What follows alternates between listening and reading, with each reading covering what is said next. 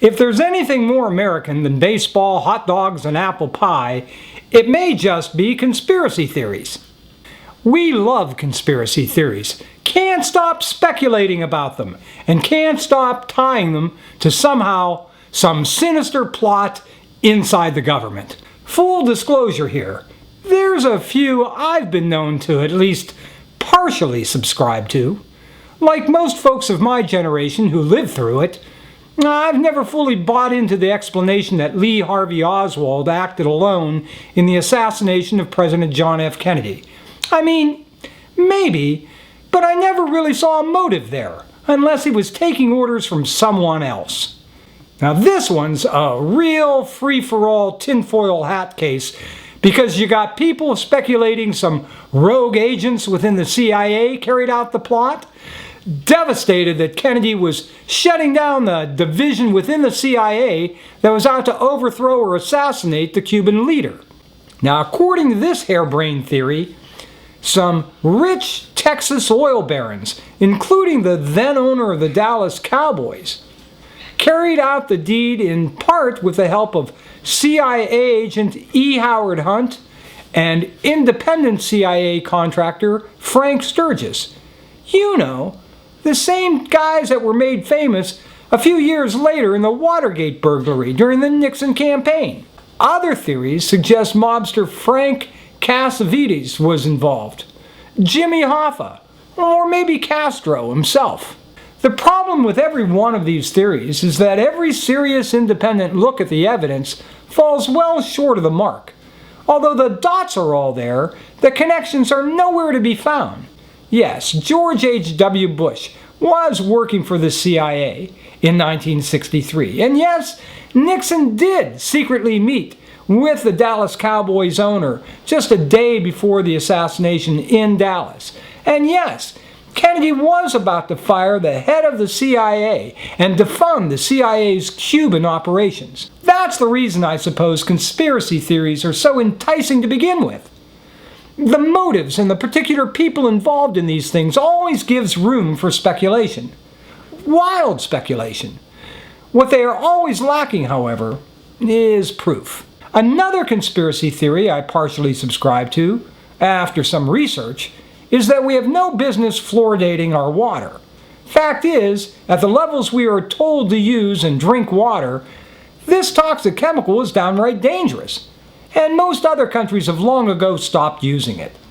Some theorize the government is using it to affect our intelligence, in which case apparently it's working.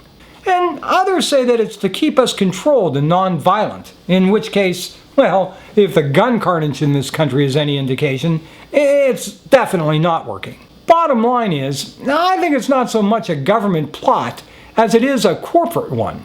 Fluoride is a toxic chemical known to exist naturally in small quantities, but the massive amounts needed for dumping into our municipal water supplies is actually a byproduct of aluminum and nuclear weapon manufacturing. And how better to skirt costly environmental regulations for storing or eliminating the millions of tons of this waste created annually than by merely dumping it into our water supply and claiming it has health benefits. Corporations do this sort of thing all the time and have been enormously effective, within the Republican Party at least, at defunding state and federal EPAs, while companies like Georgia Pacific, owned by the Koch brothers, ExxonMobil, BP, and most of this nation's electric generating companies pump exorbitant amounts of waste and carbon dioxide into the air, into our waterways, and onto our landscapes. Which brings me to the suspicious death of journalist Michael Hastings, the Newsweek correspondent, reporter for BuzzFeed, and a contributing editor for Rolling Stone magazine. Now, Hastings first sent real shockwaves around Washington with the 2010 expose on then Commander of NATO operations within Afghanistan, General Stanley McChrystal. All of the dots are there in this one. A fiery high-speed crash in the wee hours of the night, an explosion, and dismemberment of the vehicle that some claim defies the laws of physics. There was the eerie text Hastings sent out to colleagues just hours before his death, noting that the feds were on to him, interviewing his friends and contacts, and that he was going underground and off the grid for a while due to the heat. Because, he said, he was onto a big story. What he was working on exactly hasn't yet come out. But I suspect he left some evidence behind, either with his colleagues or perhaps at some safe place only he and a trusted associate know about.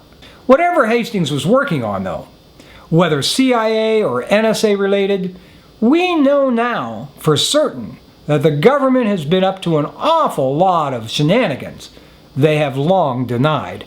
The speculation is Hastings was on to someone maybe very high up in the NSA operation, possibly the top military personnel in charge. And fueling the speculation, as if the circumstances of the crash itself were not enough, well, with an absence of skid marks at the crash scene, a gag order on all photos, reports, and autopsy records of the incident, the rush to cremate Hastings' body, the knowledge that hacking into the computer systems of this particular vehicle, a 2013 Mercedes CLK 250, can be done on an iPad to control the accelerator, brakes, and steering, and is relatively easy to do.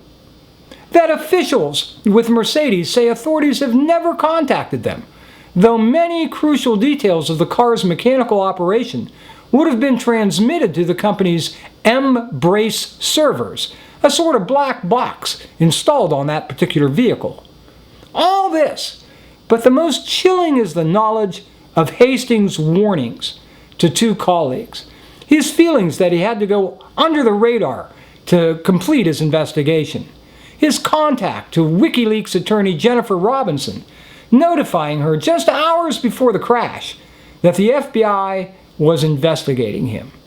And we know just how far the Obama administration has been willing to go to stop leaks, hunt down whistleblowers, even to the extent of charging them with espionage, something not seen since World War II.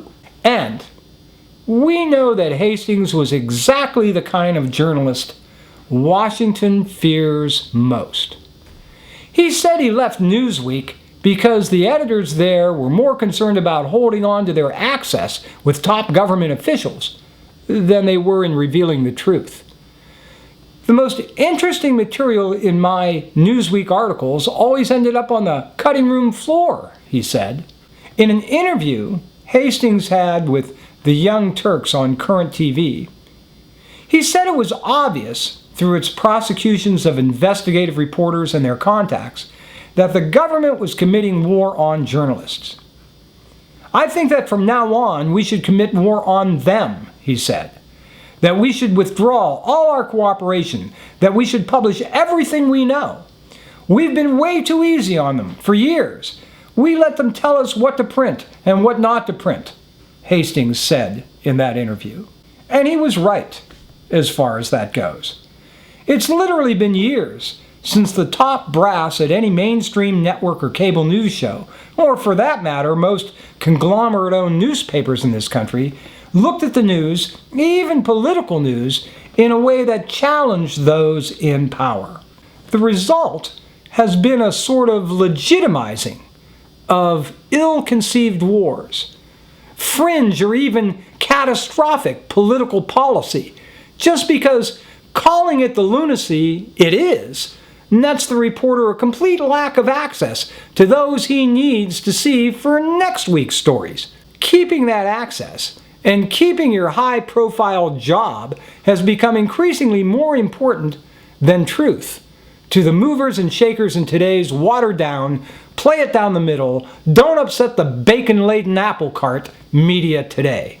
The problem is, since one party is more interested in sabotaging the other than getting anything fixed, every idiot with a hankering for tinfoil hats and a head to put it on has taken matters into his own hands.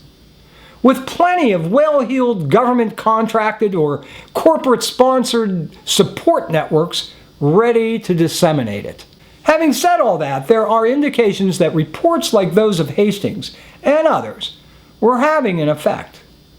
Hastings' expose of General McChrystal and his scathing analysis of how the war on terror within Afghanistan was nothing but a $120 billion per year boondoggle seemed to be turning Obama around. First firing the command staff in Afghanistan, and more recently offering strong indications that he's interested in ending all operations in Afghanistan much sooner than scheduled, and leaving no American soldiers on the ground afterwards. I rather suspect that there is something more at work behind the scenes, that perhaps even Hastings hadn't quite wrapped his head around. And that is the prospect that there are powers at work even presidents can't control. Maybe even afraid of. I'm not an Illuminati conspiracist, so don't get me wrong, but Eisenhower warned us as far back as the late 1950s that the military-industrial complex, the moneyed interests that perpetuate war and weaponry, were the real evil at work here. We may never know what forces were at work behind Hastings' death, if he was murdered. It would not surprise me if Obama and his top appointees, even those heading the CIA or NSA, were unaware of the plot or powerless to stop it. For me, that makes much more sense than a lot of what I've been hearing. And it might also explain why every president in recent memory ages so astonishingly before our very eyes. I think you'd turn gray as well if stuff like this were going on, and even acknowledging it put your life at risk. Someone very wise once said, "Follow the money." I suspect to get to the bottom of the Hastings situation, that old adage probably is just as true today as it ever was. Anyway, I'm Huck, and I can't wait to read some of the comments this is sure to drum up. I'll see you again on Wednesday.